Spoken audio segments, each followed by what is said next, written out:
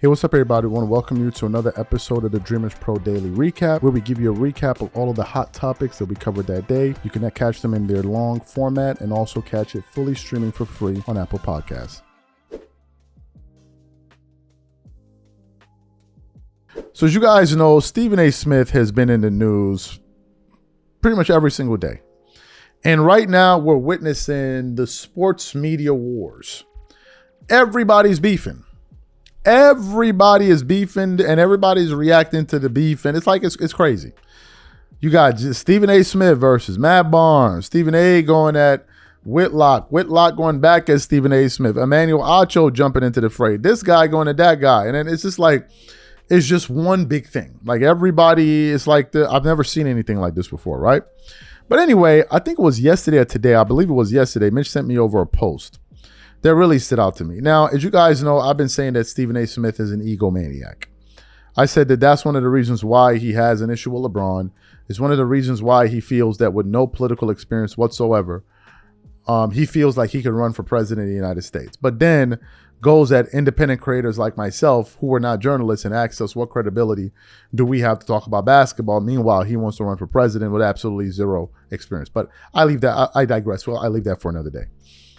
So Stephen A. put up a post, and I'm going to put it up from you guys. It's from SBN Basketball. Let me read it. It says, Stephen A. Smith says people, including athletes, have been trying to get him fired, but he's untouchable and tells everyone to be careful for what they wish for. Now, here's the quote. There are many folks out there who want me done. They want me fired. They want me taken off the airways of SiriusXM. They want me taken off the airways of ESPN. Good luck with that. Whether it's with ESPN or whether it's right here with SiriusXM, do you know why I'm not worried about these athletes? Because they can't touch me. You got folks out there that want me canceled. I want you to imagine for a second that I am no longer working for the mouse during my day job. There's no more ESPN. There's no Walt Disney. And all there is SiriusXM and whatever else I want to do in the YouTube stratosphere.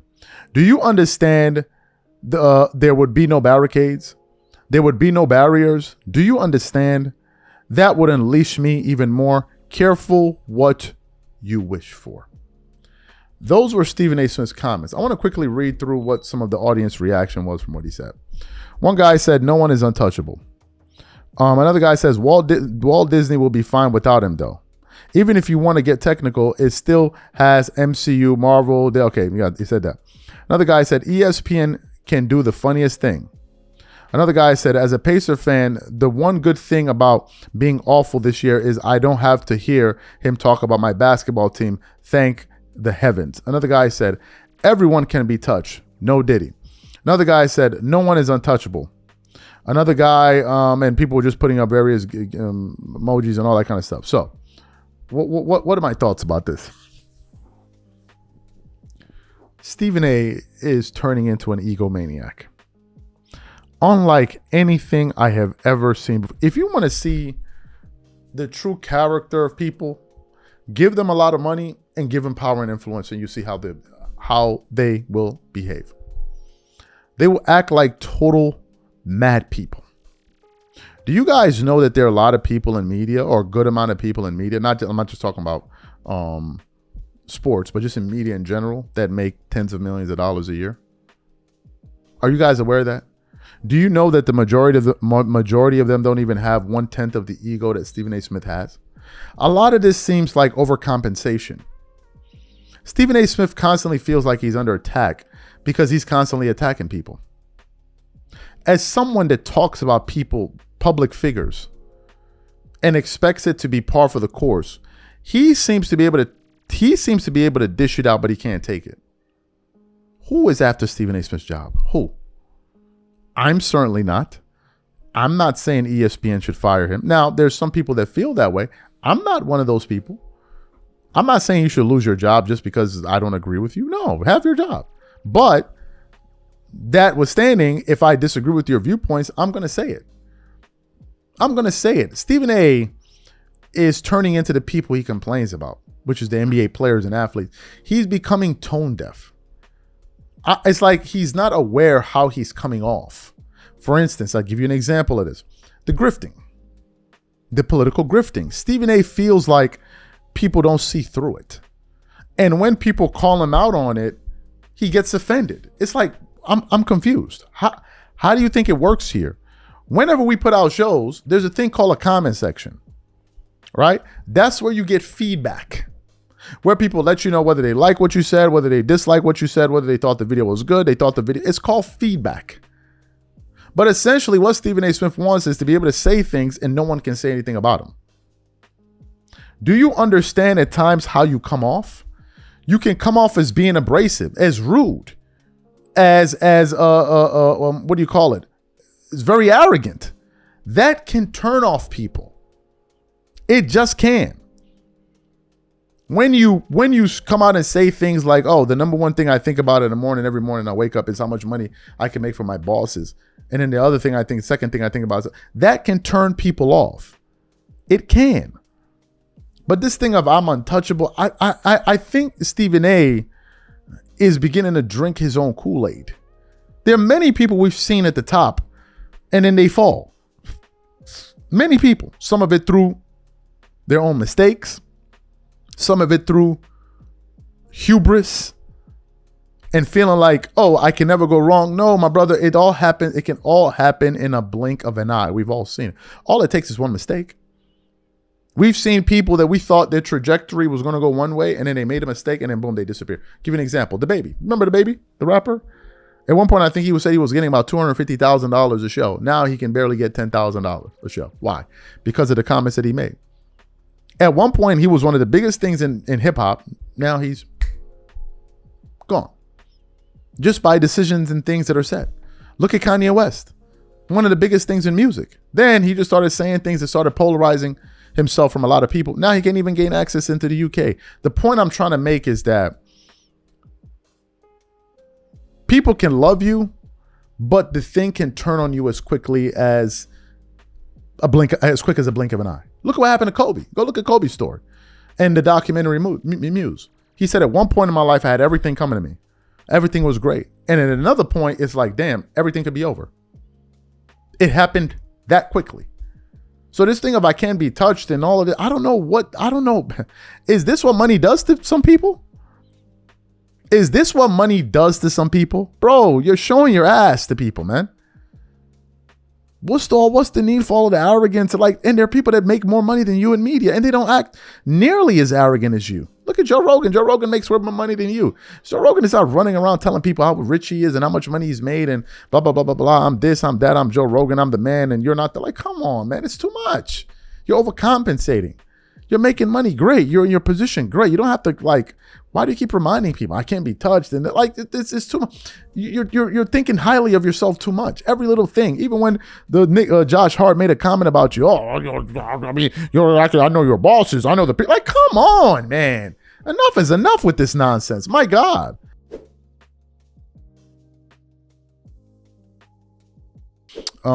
We did a live about some comments that Anthony Davis had to make. As you guys know, AD's been in the news for the skit that he did with LeBron pranking Draymond Green. Then he also went on Draymond Green's podcast to talk about a whole bunch of different things. But he made some news where he said something yesterday, and we did a live about it, where he was essentially saying that the 2020 bubble championship, AD basically said that after he won it, he didn't feel like he won a championship.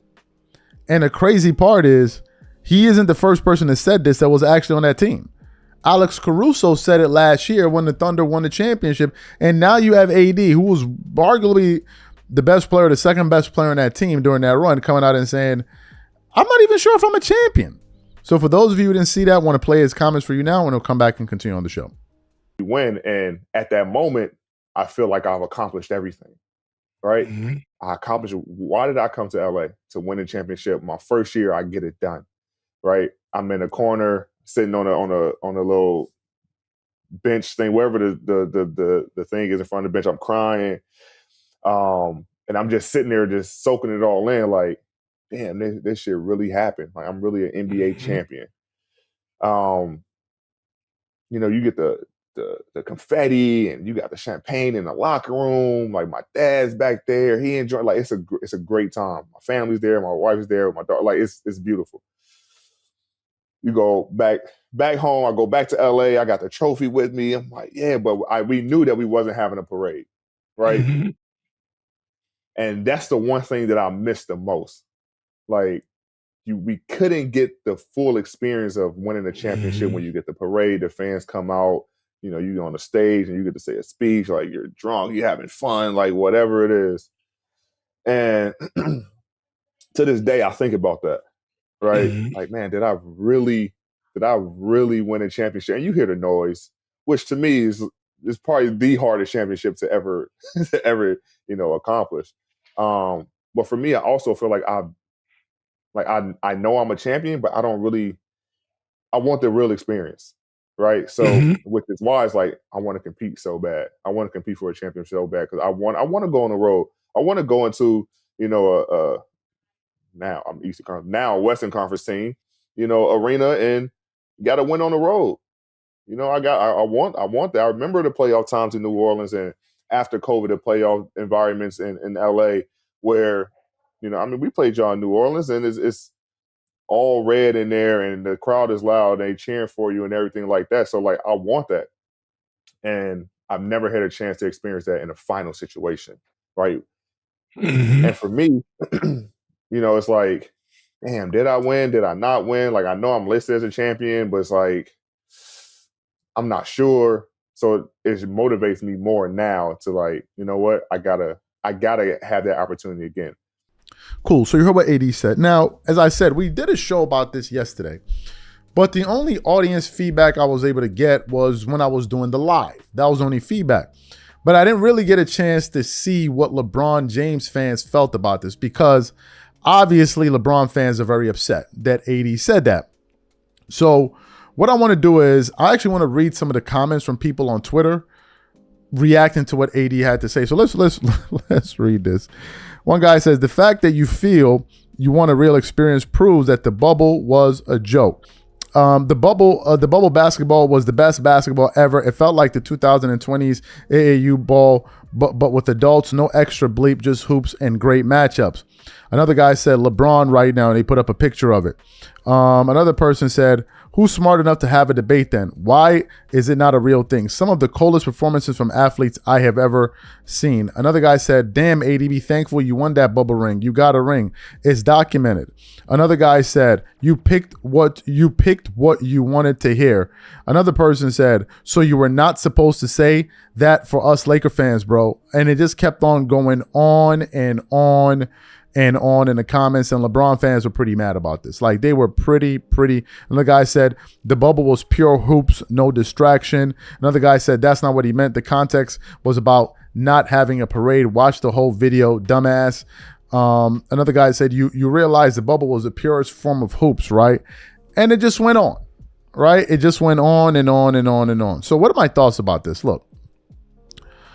Look, this has been a joke within like NBA circles from like fans and critics of LeBron, right? Skip Bayless has said this. We have said that. A lot of people that are not fans of the guy have said that. So it's one thing when these group of people say that. It's another thing when players on the team that played are coming out and saying, yeah, I don't feel like this was a real joke. Now you have a problem. Like, you got a sincere problem, but let's be for real. Those were unusual circumstances. And the thing that also kind of makes it seem like it was fugazi is that team was never able to get to a championship again. Usually when Lakers teams get to the championship round, they're able to get there a few times, right? Not just like one time. They get there multiple times. That one seemed like a fluke. Since then, the Lakers, the furthest they've gone is the Western Conference Finals when they lost to the Denver Nuggets in 4 games. They haven't made it there.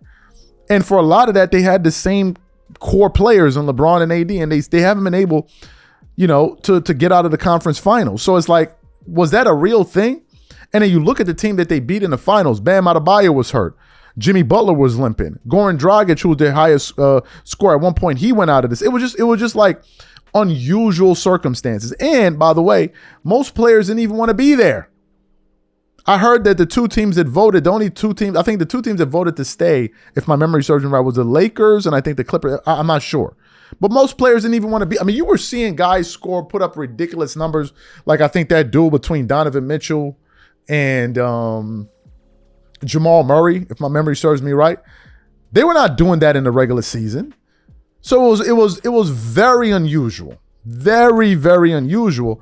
But to have players that actually played on that team, that actually won the championship, like Alex Caruso and AD, coming out and publicly questioning if that was a legitimate champ. Because the only person that hasn't done that is LeBron, and LeBron would never do that. Because essentially he'll be taken away from his own legacy. But for these guys to do that, that says a lot about what they think off camera. As you guys know, we did a show yesterday of the Los Angeles Lakers where Bronny James played like complete and utter ass, right? Like butt cheeks. And shout out to 93Z. He put out a video where he did like, if you guys didn't watch it, go watch the first maybe 10, 15 seconds of his last video he did. Bro, it's one of the funniest things I've ever seen. Like quite literally. It's one of the funniest things I have ever seen. And I suggest you guys go. I was cracking up. I even posted it on the Instagram, my Instagram account. So make sure y'all check it out. But in the aftermath of that, a lot of people have been getting at Bronny. I think one of the channels, you guys know him, I think is Awful Coaching or something like that, right? The guy that's always screaming. He's hilarious, right? I don't know his name, but I think the channel is called Awful Coaching or something like that. He did another video where he called Bronny James the worst player in the history of the world, worst in history of the NBA, right? But then I went on Twitter and I began to look at Bronny, like the reaction from people, and we want to put up a few posts here. We may put up stills. I'm not sure if we'll play the video, but we'll see. So one guy puts up a video, Bronny from the logo, and this video was posted today, and it got 2.2 million views, right? And you see Bronny taking a logo shot, and then he airballs the ball, right? Let me read through the comments. And one guy starts laughing. Another guy says the slow-mo makes it look 10 times better than it really was. Another guy says movement looked cool, just way off results. It just keeps going on. Another guy said 1v1, can you beat Bronny? And it kept on going on. Another guy put up an emoji, Joe Tantrums. He's putting up the laughing emoji. The other one is a Carlton Banks emoji. Another guy says he doesn't have dog in him. Another guy says me watching like this. Another guy said, bro, you got to stop filling this little jigger head up. And that's just one post, right? That's the first post. Then we got the second post. This is what do you call it? From The Truth. It goes, Bronny James tonight. But let's not show the highlights because I don't want to get a copyright. So the one guy wrote, this will never get old. Another guy said, boy shoots like his pops, laughing my you know what. Another guy says, embarrassing. Another guy said, bro, he's so ass. Another guy says, yeah, he's effing trash. Another guy says, I don't care what's weaker, his basketball game or the weak cut he's rocking on top of his cranium. Another guy said, but it's completely going to not mention that he soared double digit figures against the same team in the last week in limited mail. Oh, God. Another guy says he's worse than a bum. He said, another guy said, make a wish at his finest, right? Then we put up the final post here. This one I think is from Brick Center, bro. These people are vicious, man. So I want to put up the stat line. They actually put Bronny James first option hoops, 4 points. They put bricks, 2 of 9, and then 0 of 5 for the field, right? Another guy said, let's read through some of the comments. One guy put, remember. Man, Bronny definitely better than half of these cats I've been watching on League Pass today. Laughing my ass off. That's the LeBron comment. Another guy says, wait, was that an air ball? At least the D-League players did better than the regular. They were down a few at halftime. The regular, okay, enough of that guy. Another guy put on the Star Trek emoji. And then you have another one of Isaiah Thomas and Magic Johnson laughing. Another guy said, Bronny had a triple single. I'm dead. And it just went on and on and on. He said, another guy said, this ain't looking good. It's bad. But you know the craziest part? There's a good chance it's going to get worse. There's a real chance it's going to get worse. You know why? Because the Lakers, I believe, are going to be playing tomorrow against the Spurs, the Warriors. Then they're going to play against the Suns, and then they're going to play against the Jazz, which means that there's a legitimate shot that Bronny could be playing in all three of these games. And JJ Redick is crazy enough and sadistic enough to start Bronny all these games. And if JJ does that, man, oh my Lord. Look, people don't believe this guy should be on the team. Even LeBron recently alluded to that with the comments that he made in terms of, when he made the comments of when he was responding to the whole backlash over to Memphis, he was like, some people don't even want my son on the team. Bro, look, I don't think people would have an issue with Bronny being on the team. I mean, sure, some people would have some issue, but I don't think people would have as big as an issue as they're having right now if Bronny was on the team, if he was good. The problem is he isn't any good. There are people out there saying that Michael Jordan's kids were better at basketball than Bronny. And a part of me just wonders, I guess it's his dream, but a part of me just wonders, like, what is going on here? Because you already know the backlash, he's going to be ridiculed. And I know LeBron gets pretty, he gets very happy when his son does well, which is normal and I think is nice, right? As a father, you want to, of course, as a parent, of course, right? Your kid does well and he has a dunk. Of course, it feels good. But there's the other side to that, which is, was he ready? Was he ready? Even some NBA players like Kenyon Martin and others have said he should have remained in college. A lot of those guys have said he should have remained in college where he would have gotten better. And then maybe, hell, if he stayed an extra year in college and came out maybe this year or something, maybe he would be a better player. So there are people that have felt that way. And then you couple that with the fact of the special treatment that he's been getting, not having to travel with the G League team, only playing home games, you're getting preferential treatment. You couple that with the fact that a lot of people feel like the only reason he's on the team is because of his father. And then when you add on top of the fact that when he plays, he doesn't play well, it doesn't look good. It doesn't look good.